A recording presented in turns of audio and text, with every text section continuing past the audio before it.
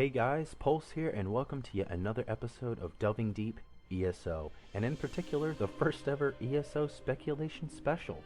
Now, in today's episode, we'll be taking a nearly 100% speculative look at what the endgame PvE content for Elder Scrolls Online could turn out to be. Now, I feel like this is a great time to really talk about these theories that I've had brewing up inside my head, really because I've covered nearly all of the details about the gameplay, especially ones that I feel are actually relevant to PvE content in an MMO space. And then in addition to that, Zenimax quite recently did an article and Q&A session to follow about the dungeons in ESO, which is sort of related to the content I intend to talk about today. Now, there's nothing very informative for the MMO players in that article and Q&A, but it's still nice to have the concrete details that we've kind of already expected to really just be laid out and said for sure that's what we're getting.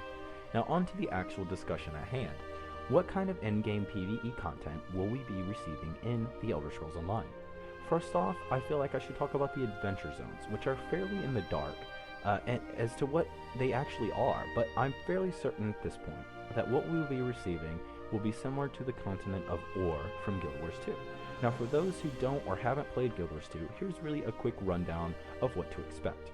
Essentially, what it is, the final zone you travel to for progression, it is this sort of off the beaten path or kind of segregated off area or continent, which really lacks quests in the traditional sense, so it will have a different feel from the rest of sort of the gameplay, but and it's really only filled with this content, outside of instances obviously.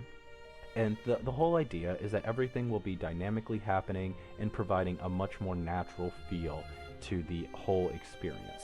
Now, in addition to this, Zenimax has mentioned that world bosses are really a possibility, and putting them in such a setting really makes them feel more natural as well, especially when compared to the sort of types we had previous, which is they will spawn at such and such coordinate every hour, on the hour, that sort of thing. And then if you also don't forget about the potential of public dungeons, especially when in conjunction with the idea of this area which is littered with dynamic events, if they're hidden away in sort of a far off corner of the zone, or just really littered throughout the zone in areas which are covered in dynamic events and that sort of thing, it really makes the sort of adventure to get to the dungeon part of the overall experience, instead of the typical MMO, which is you sort of get your group together and everyone just sort of meets there on their own terms, and the sort of traveling to the instance or the in this case public dungeon is really monotonous and not very fun, so you just suffer through boredom to get to the actual fun part. So if they make this sort of zone full of dynamic events and make sure to keep a good flow to everything, the whole idea is that you'll have a much more natural and overall fun experience from the moment you try to get to the public dungeon till you finish the public dungeon, that sort of thing. Now, there are a couple of reasonings behind this theory of the adventure zones mostly being dynamic. It really fits the description of what the developers have begun to describe when you actually hear them explaining the sort of philosophy behind what adventure zones are supposed to be. Namely, that it will be an area which will provide content for single players to a point, but not all the content in adventure zones is soloable, and will actually provide content for a wide variety of players and play styles and that sort of thing. So you will have content for your single players, for your kind of small group players, and then also your large group players. That's the whole idea. Now, also, besides this point, is that dynamic events are one of the most popular trends in MMO development at the moment, and seeing as Zenimax, as far as I can tell, hasn't really passed up on a single sort of popular design choice that's going around the industry, I'm 99% sure that we will have a zone which is mostly made up dynamic events, and in this case, I am pretty convinced it will be in the adventure zones, which we don't know much about, but we will also have the dynamic events sort of sprinkled about through the leveling experience, which I do believe Zenimax has sort of hinted that we will have beyond the sort of Cold Harbor Dark Anchors. That's one of the dynamic effects, or events rather. So I feel like in a conjunction to that, we will have more of these dynamic events going on in the adventure zones. That's really going to be sort of the substance.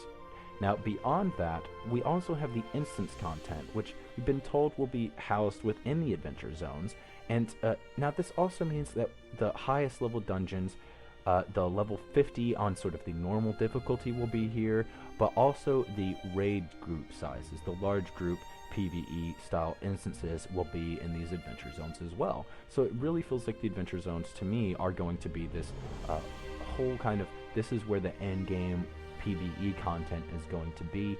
You get your group together, you go into the adventure zones, and you do all of the content that's sort of dynamically happening in front of you, and then you get to the raid and the public dungeon, that sort of thing, and it all just sort of flows together, which I kind of mentioned previously.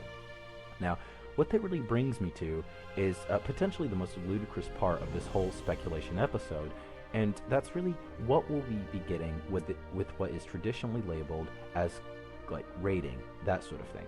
Now, just to be thorough, so that everyone is on the same page, let me briefly describe what raiding actually is. In previous MMO titles, raids are sort of the large group instances, which usually require 2 or more groups worth of people.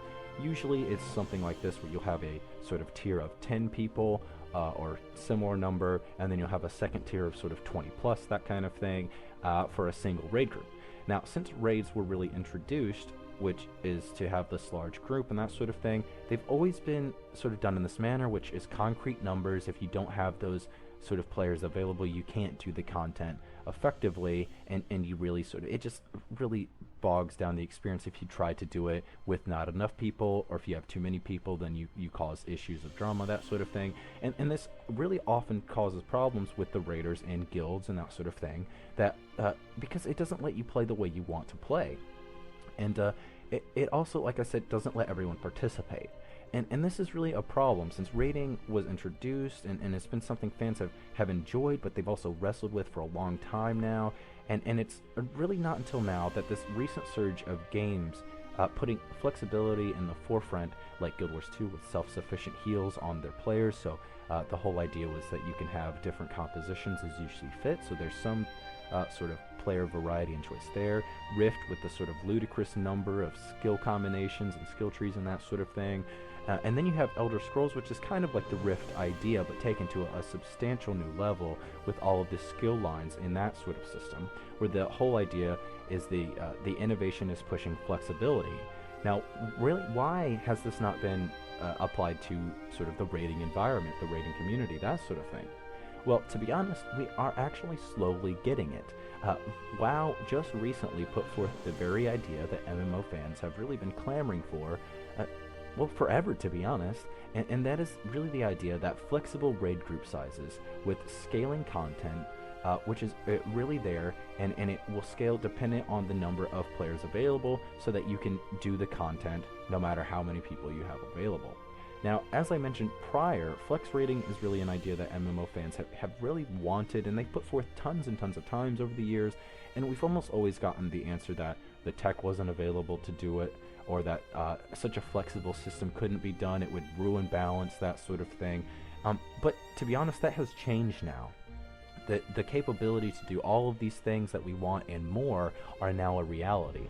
And seeing as how Blizzard has kind of thrown this idea into the wild, it really tells me that other studios and developers are probably on this already. They're most likely on board to either follow suit, or to kind of give their own, or they might even be working on a similar or a sort of spin-off of this very system to apply to their own products. In Elder Scrolls Online's case, I believe we'll see a system that's kind of like this. We will have, in my case, I put down 3 tiers, but these are mostly arbitrary. Raid dungeons will have one tier, which will perhaps have a minimum player of 8 and a cap of maybe 16, which would be a either 2 group number of players minimum to enter with a maximum of 16, but you can have anything in between. Then a second, which would be a slightly higher tier of number for maybe if you want to run larger scale content of maybe a minimum of 10, but a maximum of say 26. And then maybe even more depending on how far and how large they want to make their content, a minimum of maybe 14 and a maximum of 30. And like I said just a minute ago, it's really arbitrary numbers at best. But the whole idea is that we'll have these sort of different raids which have different requirements within the flexible raiding system, so that balance is still a possibility for the most part, but we will actually get this kind of overall feeling of a flexible environment for the players to engage in large group PvE. And if you just sort of look at the numbers here, which I said are arbitrary, the whole idea is that if you have people that are absent 1 week, or you have extra people show up, or you recruit, or that sort of thing, you are not instantly just pushed out of doing the content you like to do. And with a flexible rating system, it will really just let you sort of play as you want to play. And the only real question that's left, if you think that we're like, just for the sake of this video, I'm going to say we get a flexible rating system. The only real question left is, will we receive endgame rating in the same vein as sort of the quote-unquote old school rating of previous MMOs? And the answer in my mind is a definitive yes, for a few reasons. First off, there are just way too many people which have engaged and want to engage in sort of the quote-unquote hardcore progression when they want to jump in and do the challenging endgame rating. They like the idea of really pushing themselves hard, and the flexible rating system kind of goes against that. And those types of players will honestly just go out of their way to find the best possible number of players with the best composition in conjunction with that when participating in the flexible raid system. And essentially what they'll do is they'll turn the flexible raid system into an incarnation of the old version anyhow, so why not give it to them at the beginning? Don't make them go through the hassle of give them what they want from the get-go. In addition, these same players really just, they find change quite difficult. And if they're really left without the content they want, if they don't have something there to devour within like a week of ESO's release, they could potentially drag the community down by being overly vocal. These kinds of people exist in every single game. MMOs are really bad for this, where you'll have the rushers and they go in and they're vocal, and the people that don't even like play to that level just jump right on the bandwagon and they go, oh, this game is dead.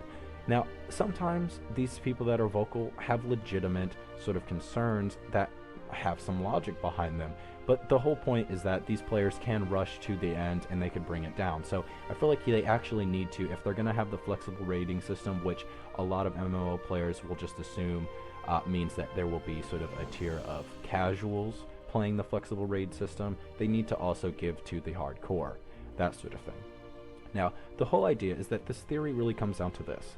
There will be a flexible raid system providing for the majority of the endgame rating content, like I said, kind of with the casual label, with the hardcore modes being the sort of concrete and stiff raiding environments of old, so they don't even need to make separate instances or different encounters, that sort of thing.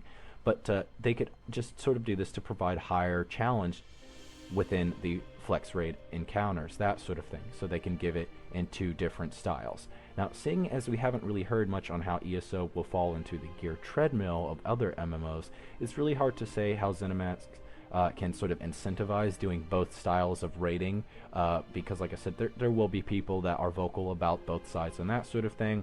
But as far as I'm concerned, Zenimax isn't really worried about that at the moment, and neither am I, because their philosophy for Elder Scrolls Online has been, and it really seems like will always be, about providing the player with choice and allowing them to play how they want to play. The more choices available for the players, the better. And even though there will always be, like I said, the elitist sort of telling you that you're doing it wrong, or that your version of raiding is not the right version, that sort of thing, the fact of the matter is, even if you don't make the choices that are available to you because you're taking other people's word, there will be some people that take their choice for their own. And that's really just a big win in my book, guys.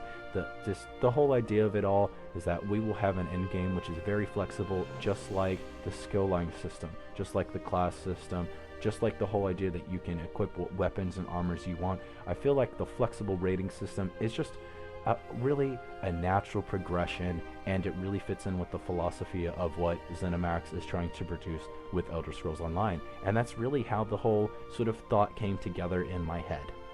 Now, guys, that's really all there is from me really blabbering on about Elder Scrolls Online. And let me just say this, thank you guys so much for watching. If you like what I'm doing, please like, subscribe, share it with your friends. Make sure to stick around the Nova Pulse Gaming YouTube channel for all things Elder Scrolls Online and the gaming industry as a whole. This has been Pulse again with some Elder Scrolls Online coverage. I'll see you guys next time. Thanks for watching. Bye.